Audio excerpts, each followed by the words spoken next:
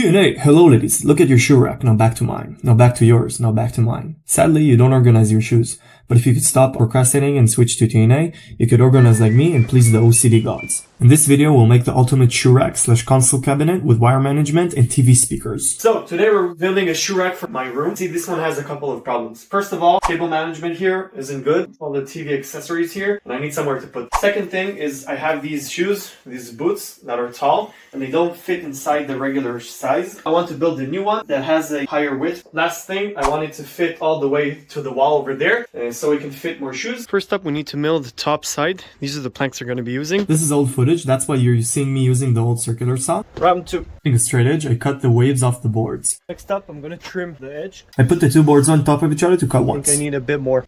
Tell me something I don't know. I open mouth kissed a horse once. Say what? Now I'm cutting to length 165 centimeters. Now I'm cutting to the legs 48 centimeters. Now I'm going to cut all of these to 157. All cut. Next up I'm making the 25 pieces. Last up I'm cutting the rod that we're going to hold the shoes up. There's wood and 2 metal rods that run through.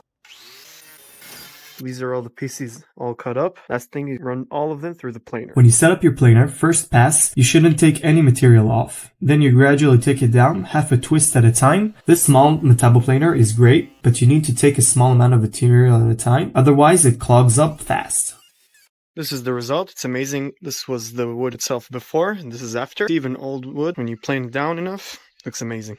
Let's continue for these 2 pieces. The 2 wooden slabs are salvaged from a bed header. I think they're cherry wood. Comment down below if you know what the type of wood it is. These are the slabs, also really nice. I didn't want to take any more material off because it's getting a bit thin. Next up, we need to sand down all the metal rods so the paint sticks better. Now it's painting time. First coat on, now I'm going to let it dry. We start the glue up with preparing everything you need before the first droplet of wood glue goes on. I'm talking metal bars, clamps, wet rags, more clamps. Then and only then you start putting glue on. Now I know what you're thinking. Tomer, why aren't you pulling out your crystal dome? First of all, it's insulting you think I'm that kind of person. On this channel, we only use what we find on the streets. Dowel jigs. The reason I'm only putting glue on is because this video is actually really old. I made this before I had the dowel jig, so no dowel for you. You want bread? Yes, please. $3! What? No soup for you! There's nice squeeze out of all the glue through all the connection itself, and downstairs everything is dripping. Now we're gonna let this dry. Next up, we need to remove all the clamps. So now I need to chisel a bit the glue joint over here. Again, this is an old video. What I should have done is clean it off before it dried with a wet rag. We need to break the sharp corners, so I'm going to take the router and break the edges with a bit. Doing that, I've taken an offcut. I want to test out how the router behaves with this wood, so we're going to do this one first. This is the old sniff the wood technique. This is the first pass that was a bit too low. I adjusted it and now the curve is really nice. We're gonna do this curve for the plank over here. Like I've said before, this is actually an old video. I finished the top before we got the palm router. So I went back and added it. That's why you can see the difference between the colors of the woods when the router passes.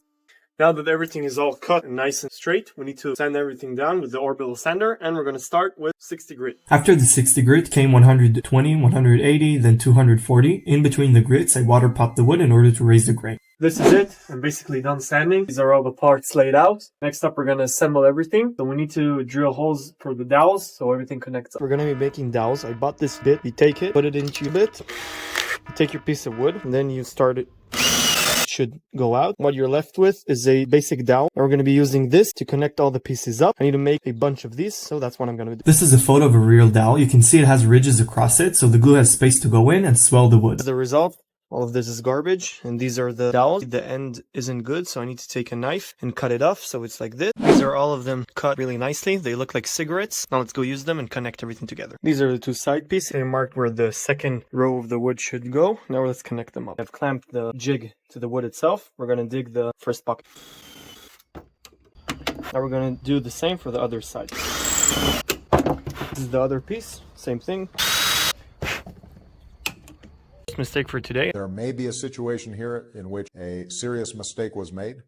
These two holes are really close up, whereas these two are a bit farther apart. So one dowel can fit in, but the other one can't. That's because the thickness of the wood was different. It's fine because you won't see it, but I need to make another hole that's closer to the other. Family made it to fit together. Now we need to add some glue and clamp everything together. Over here it's flush, it's fine. This is how everything fits together. I've glued this side already, but this one I've dry fitted it. It's a pretty nice job considering it's the first time I'm using dowels. Everything fits great together. Now I need to glue everything and clamp everything. There's even squeeze out at the joints, which is good. Now we're gonna dry it out. Everything is clamped together. It's gonna dry up. We're gonna do this for the second one. These are the two of them all done, all glued up. It's really, really strong. This is basically how everything needs to come together. Right now it's all set up on these clamps. Next, we need to put the metal rods into the side over here. We're gonna use this size 16 bit. We make a hole into the wood itself. This is the hole itself. It's exactly the right size for the diameter rod itself. Then it fits right in. And then you can see the two of them together are really, really strong. So we're going to do that over here and over here. I marked on each side at the center of the wooden beam where I need to drill.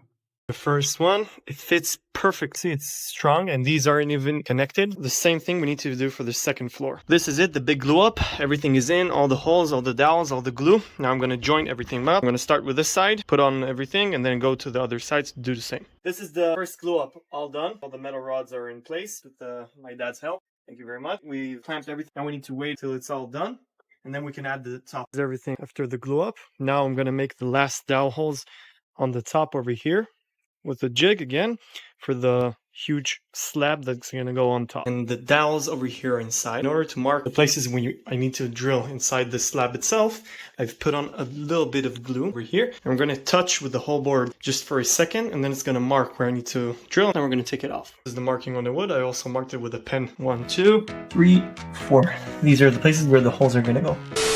Up next, I want to make the stop ring for the bit itself, so I know how deep it goes in. So what I do is take the dowel jig, put the bit inside, put it up against the wood. See over here, that's the amount that it's going to take out of the wood, which is what I want, because the whole thing isn't really thick, and I need a small portion of the dowel to go into the wood itself. Now let's drill it in. I made the first pass with 60 grit. Now we're going to go 120. Same as with the slab, 60, 120, 180, and 240 grit. So it's, as Arzoni likes to say, nice and smooth. Now I'm going to use this cloth to take all the small dust off so we can put the first coat on.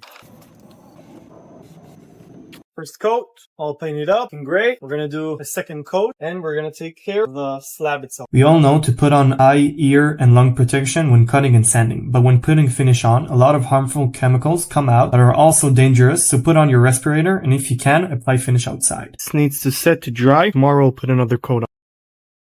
Second coat. Things we need to sort out is this area. I've been waiting because I didn't know what I want to do, but I have decided I'm going to take these two panels, which I've got some from drawers we found. We're going to match them up together, cut them to size, sand them, and put them inside here. The two boards, as you can see, they fit really nice together. They're snugly inside. The last screw going in.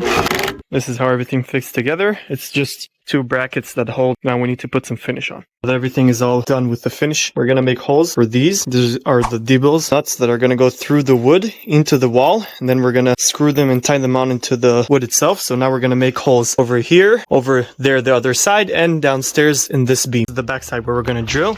And I've taped this side where the bit goes out so it doesn't blow through the wood itself. So there's been a slight change of plans. These are the new bolts that we're going to use to bolt everything in. Now we're going to go install it in. Now that I marked where the holes need to go, we're going to start drilling them in. Started with this diameter. We need to get this one. It's a 7 and this is a 13. The reason I start with the small one is because it's easier. I'm inside a room with a really thick concrete wall, so that's what we're going to do. This is the first lineup, all 7 holes. Now we're going to do the bigger ones. These are the bolts we're going to use. We're going to put them in and we need to tap them in place into the wall. The bolt's all bolted up. It's plenty strong. It isn't going anywhere. Now we're going to put the board on top of this. The top on. Let's put all the screws in. But basically I've strapped all the wires throughout the whole thing. Everything is beautiful, and underneath over here is where all the magic happens. This is the subwoofer, and these are the speakers, and the whole wiring is nice. Can't even see it when the top is on. This is all the TV boxes and shit. Now we're gonna put the top back on. Without further ado, the review.